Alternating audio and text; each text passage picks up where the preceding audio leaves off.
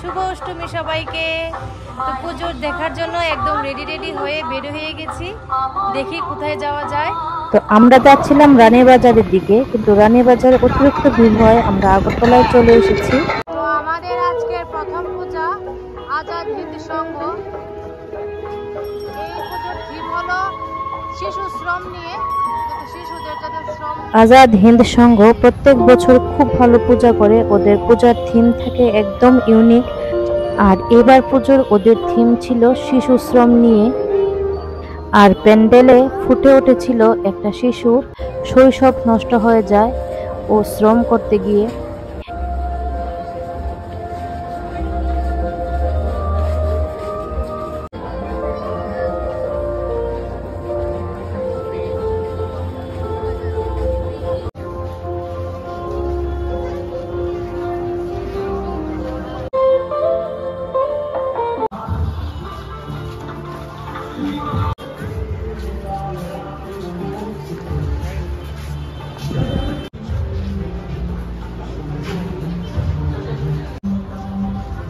আর এই প্যান্ডেলের মেন পূজাটা এখানে হয়েছে।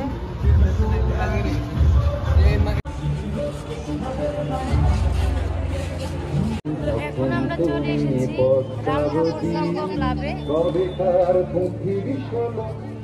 রাম ঠাকুর সংঘ আর নেতাজি প্লে ফোরামের প্যান্ডেলের মধ্যে অনেকটাই সিমিলারিটি ছিল, তবে আমার কাছে ব্যক্তিগতভাবে নেতাজি প্লে ফোরামের পুজো প্যান্ডেলটা খুব ভালো লাগলো। তো আমরা যখন রাম ঠাকুর সংঘ গিয়েছিলাম, তো আমাদের রাজ্যের প্রাক্তন মুখ্যমন্ত্রী বিপ্লব কুমার দেবও ওইখানে ছিল। তারপর আমরা চলে গিয়েছিলাম গ্র্যান্ডিউস ক্লাবে। আর এই ক্লাবের প্যান্ডেলটা বানানো হয়েছিল প্লাস্টিক টাইপ আইটেমস দিয়ে, যেরকম বোতল, কাঁটা চামচ ইত্যাদি দিয়ে।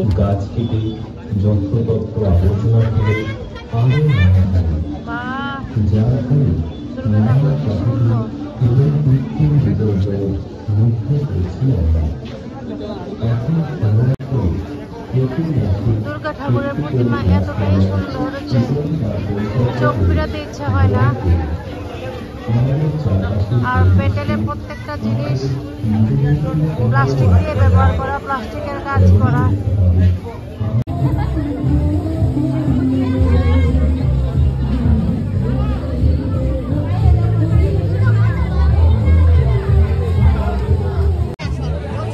গ্র্যান্ডিউস ক্লাবের প্রতিমা যেরকম সুন্দর হয়েছে, আর প্যান্ডেলের কারুকার্য তো আরো অনেক বেশি সুন্দর হয়েছে।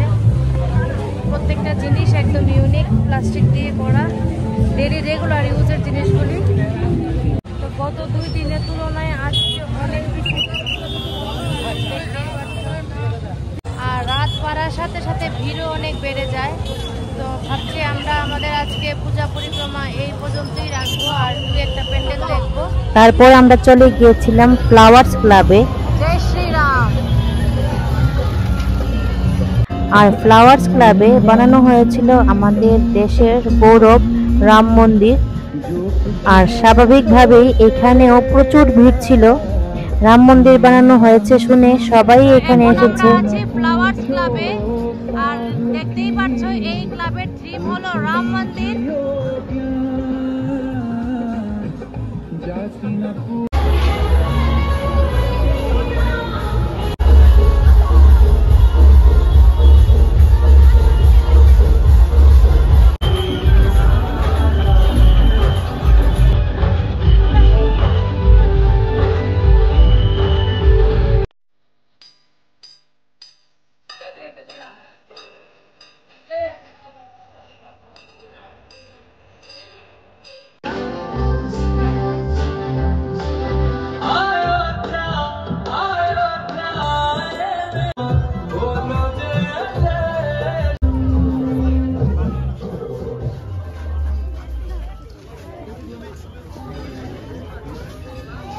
আর ফ্লাওয়ার্স ক্লাব পরিক্রমা করার পর আমাদের আজকের পূজা পরিক্রমা এখানেই শেষ হলো।